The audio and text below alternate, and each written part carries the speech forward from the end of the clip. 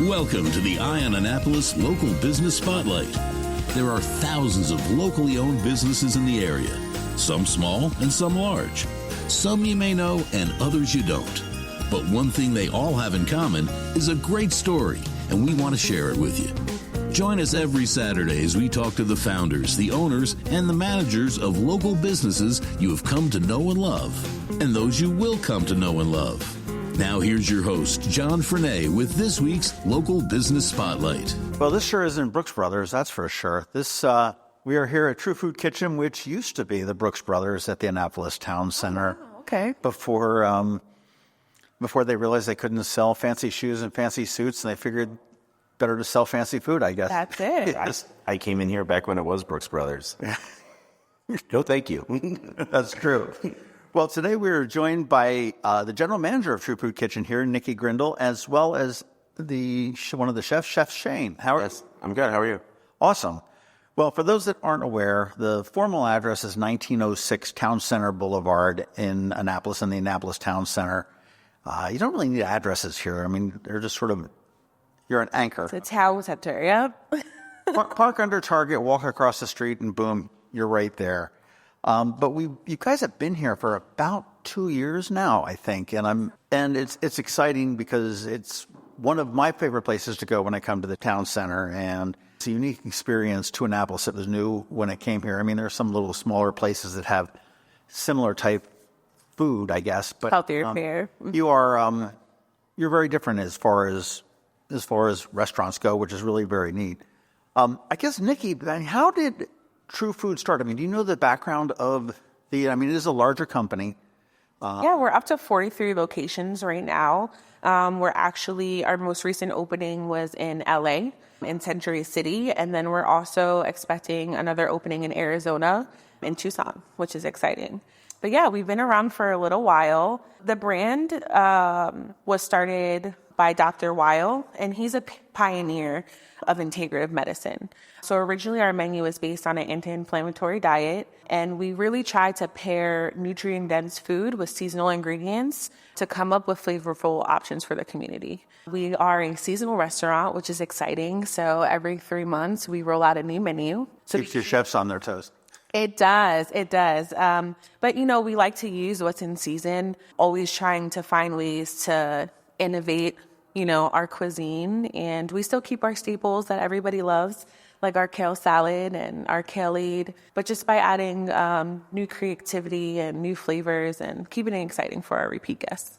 Interesting. Now, what do you offer? I mean, okay, you open pretty much 11 to like 9 o'clock at night. Yeah, we open at 11:30 and we close at 9 p.m. daily. We do offer brunch as well on Saturdays and Sundays from 10:30 to 3, which is awesome. Oh, I'm kind of interested now. I've never been here for brunch. Is it good? It is good. We have some Not that I expect you to say it stinks, but it's...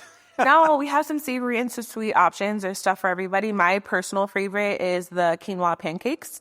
We serve it with maple syrup and Greek yogurt. Right now we're using strawberries. Chef Shane, what's your favorite on brunch? Mine's going to have to be the breakfast tacos. And, the Peruvian sauces and the breakfast tacos, they really push some of the new options for this new menu release as well. That's cool. Now, is your 9 o'clock closing, is that sort of a COVID hangover? COVID had never happened. Would this have been a later... Actually, no. So True Food Kitchen, we maintain the same hours. We were never kind of a later fare restaurant. Right. We're not rolling out of here at 2 a.m. No. Definitely a nice balance of quality of life. But, early enough to where I think, we service kind of both the early dinner crowd. We always have our, late night push. We have a great bar and a patio available for people that are just looking to come grab a couple of drinks and appetizers. So that's awesome. Well, we're sitting here in a private room that I didn't know existed. We are. So we have the private dining room is available to book. It seats 14 comfortably, sometimes even 16. And then we also rent out our patio, which is awesome. So it's a semi-enclosed heated patio. We just had a 120-person kind of social mixer out there the other day that we catered for a networking event.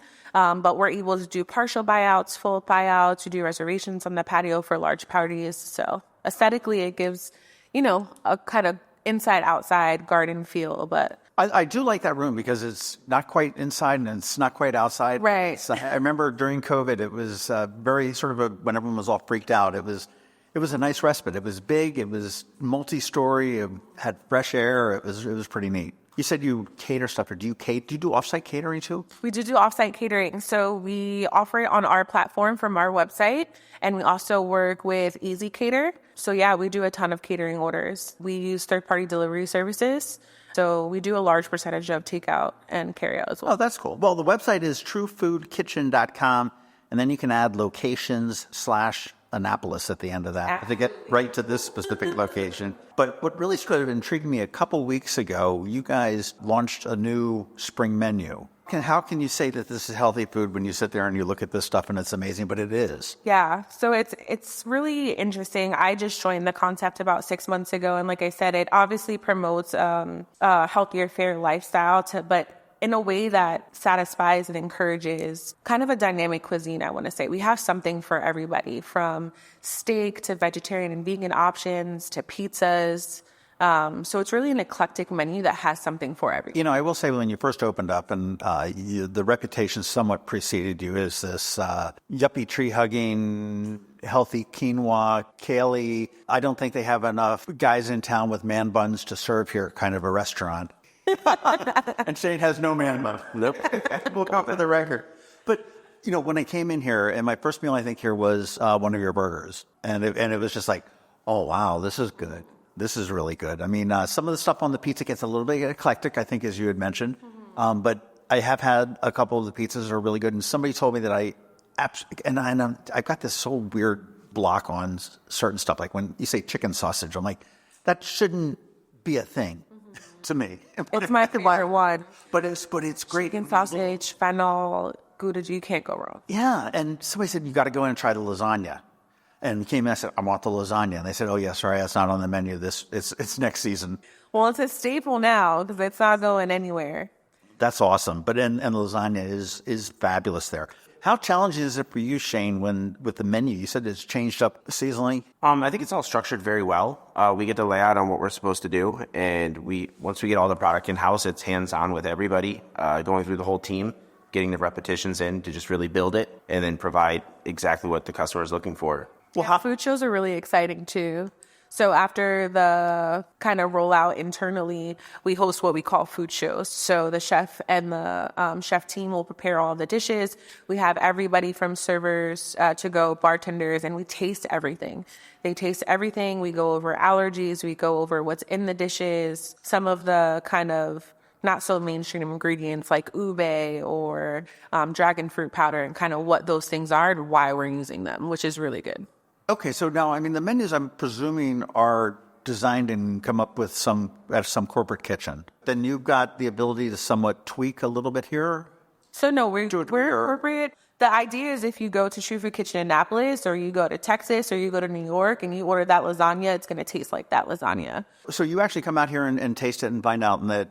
It's weeks up to the rollout, the live rollout for the guests, so that we can make sure everything is on point and exactly how it's supposed to be. So I think this last one, we spent about a month before the menu actually rolled out, cooking these items every day. We would pick a couple here, a couple there, and then eventually our entire kitchen, our staff knew the entire menu before we dropped it.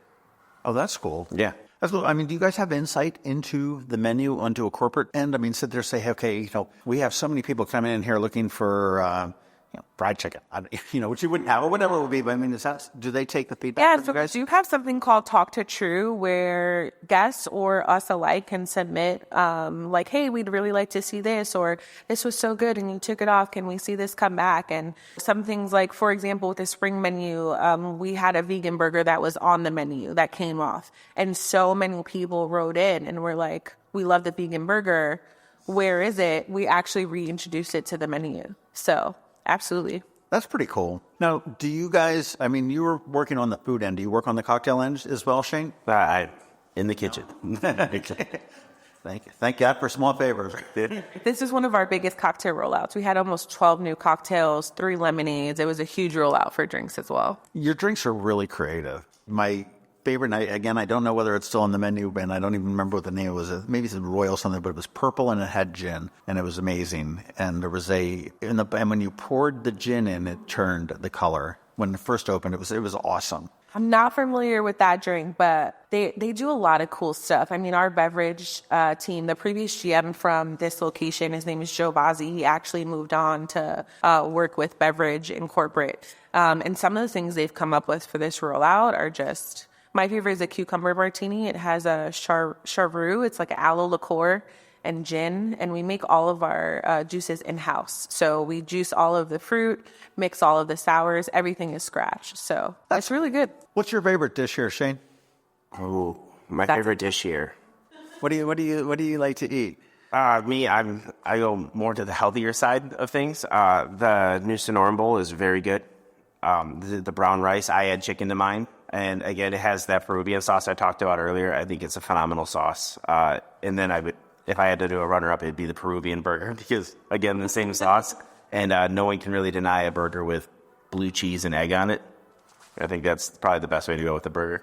Well, as a chef, too, and I know that you can accommodate to a degree special requests and some substitutions and stuff. As a chef, does that drive you nuts? No, I think the best part is just, it's great to have a table of guests that come in. And, if it was my family, like my mother's gluten-free. So it's great to have that option for her, but then my dad can also come in and have a steak or a burger if he wants. That's true. Your menu is very varied. It does accommodate pretty much any taste. I mean, as far as what they want to taste, but I mean, you've got gluten-free, you've got vegan, you've got vegetarian, the whole. Yeah, and then furthermore, we're very aware of allergens. It can be complicated, but it's not a burden on us. Like we're ready for it. When it comes in, you get people with soy allergies, onion, peanut. Obviously, we're a peanut-free place, so that's not worried about. But like tree nuts and so forth, and it's really, our recipes are laid out very solid, and we have the information for each recipe on what it contains to avoid any detrimental situations and make sure that somebody can come in here and enjoy food with their family just like anybody else. I'm going to throw it back out to you too, Nikki, because I don't think you escaped either. What's your favorite dish here? So right now, I would have to say the kimchi fried rice is absolutely delicious. So we use our forbidden black rice, sweetie drop peppers, asparagus with our house-made wok sauce, and then it has kelp kimchi, which we source from Maine, and it's topped with a nice jammy egg, and it's delicious. I usually add sea bass or shrimp. Interesting. Do you guys, and I know you guys, and I'm not a dessert guy, but I know you guys have dessert. Your desserts on point? They are. So you cannot tell me Chef Shane knows what's my favorite. Chocolate cake. It's chocolate cake. Yeah, he's like, you're doing that again? I'm like, listen, it's worth the 560 calories. It's a vegan caramel, coconut ice cream. Like, you cannot go. Wait, we'll back up. A cake with only 500 calories? It is gluten-free. Yep. It is delicious. It eats like fudge. It is not dry. It's not chalky. It's absolutely delicious. It's that chocolate. It's like when you take a bite, you feel your cheeks get warm. Yeah. You're like, oh, that's the spot. All right. I'm a sucker for creme brulee. Okay. When I go to a restaurant, and I will totally judge a restaurant, regardless of what deliciousness I was served. If they screw up the creme brulee, they're horrible. I can agree with that. Yeah. Well, I had a friend of mine that was a beer aficionado, and he said that he would go into any kind of a brewery, and he'd order a lager. Yep. And if the lager stunk, he would just turn around and leave. Very true. He said, if you can't get a lager right, but for me, there's two dishes. It's creme brulee, and they're actually both French onion soup. And if you say that you're bringing the chops on either of those, and it's not, you're done. Move it out. Those are two of my favorite things, actually. As people discover True Food Kitchen and they come in here, what do you find people are most surprised to learn about here? I think they're surprised at the range of our menu. Like you said before, when you see the restaurant or when you look at the menu, because there's some things on there that are lit, I wouldn't say peculiar, but maybe that you're discovering for the first time. It's just like, oh, they're not going to have what I'm looking for, or if it's vegan or vegetarian. But like I said, if I walked in here and I didn't know about True Food, I wouldn't maybe know that I can get a delicious grass-fed burger and sweet potato hash or a center cut Manhattan steak. And we do have those options. So I think people are most surprised about, like I said, the range of the offerings for the menu. And then also kind of the taste for it being this healthy, right? Because I was pleasantly surprised by a lot of our items, our sauces. I mean, I think our culinary team did a wonderful job of kind of bridging the gap between Flavor Town and then just being healthy, which a lot of people struggle with. Well, a lot of the menus have really changed. And I mean, I'm much older than both of you guys, but I mean, just look at some of these things on the menus. I feel like somewhere in between, as I'm reading the description of the dish, we've changed languages someplace. I'm like, what the heck is this? Spice and whatnot. And I will say that your staff the servers are wonderful because they can explain, well, what this is or what this flavoring is and stuff like that. It's, and I mean, menus everywhere have really changed to that degree. I mean, it was charbroiled steak. Right. Let's leave it at that. There was no pavés or anything else that was that went on with that. And I did see, I was on your website before we got over here. And again, that's truefoodkitchen.com, locations / Annapolis if you want to do it. And there was this little tiny link on the bottom of the page that intrigued me. It said, Good Slice Pizza. Yes. What's that all about? So it's essentially our ghost kitchen. So if you go on there are pizzas that we offer on there and a couple of items that we offer in the restaurant that we also service. So it's Good Slice represented by True Food Kitchen. So a lot of concepts have kind of done that lately. So is that something that I can order online and come pick up? Absolutely. And for delivery. And for delivery? Yes. Yeah. And then if you ask for it in-house, we always make it happen. Oh, that's cool. Now, with a ghost kitchen, is that a separate kitchen or is it all the same kitchen you just sort of work? Has that proved to be a challenge for a chef? No. We have plenty of space. It doesn't really, it's not a separate kitchen. It's all pushed into the same stations. So the Good Slice it's all pretty much pizza. So we have the recipes there at the station. It's just a separate book that you we got a shrimp scampi pizza. Open it up. This is what we're making. We just... Yeah. Okay. So I guess it's sort of just sort of an expanded hidden menu that the kitchen knows about. Absolutely. Absolutely. That's not printed on the paper as you go there. Okay, here, as a chef, a question for you. And again, a new word that came into the vernacular of food. What's the difference in a flatbread and a pizza? Flatbread. It's pretty much self-explanatory. It's very thin bread. It's your pizza rises up more. Your flatbread, we extend them out a little longer. Very thin. Flatbread. It's flatbread. Same concept, flatbread. But so it could be like the extra thin and crispy pizza crust could be potentially at a Domino's. Like, gosh, I can't believe I said that word. But at a Domino's could be considered a flatbread. Yeah. It's a smaller portion of dough just stretched further. Gotcha. I just thought it was like a new term that they were making a little fancier to. And again, one thing I think I love about this room that you've got, this indoor-outdoor room, is just wonderful. When you get a breeze rolling down there to come in, you feel like you're dining outside. You don't need to worry about the rain because you're sheltered, but you've got the all the space and everything else. It's a wonderful thing. Catering, private dining, a menu that changes up seasonally. A chef that is attuned to your allergies and your food likes and everything else is, I'm not sure what else you look for. And actually, your cocktails are really, really on point. And I understand that Oprah is like a big fan as well. Yeah, she's a primary investor. Is she? Are you like BFFs with Oprah? I wish. Maybe if I lived in LA, because that's where she frequents in California. But she was here for Governor Moore's inauguration. She showed up. Yeah, she didn't come here. And she went to a crap house up in Hanover, right outside of BFF. Okay, that's okay. I forgive her. That makes sense. I forgive her. Yeah. She had her private jet was just idling. She came down here for the inauguration, and then swung by, got some crab cakes, and got on her jet and went back up to New York, I think it was, or something. That's nice, huh? Yeah, well, my private jet is non-existent. But I want to thank you guys very much for taking the time to tell us a little bit more about True Food Kitchen. Take a look at the new menu, and it's wonderful. That's just been released probably about 3 weeks ago, I think. And the next one will come out, in summertime? Yep.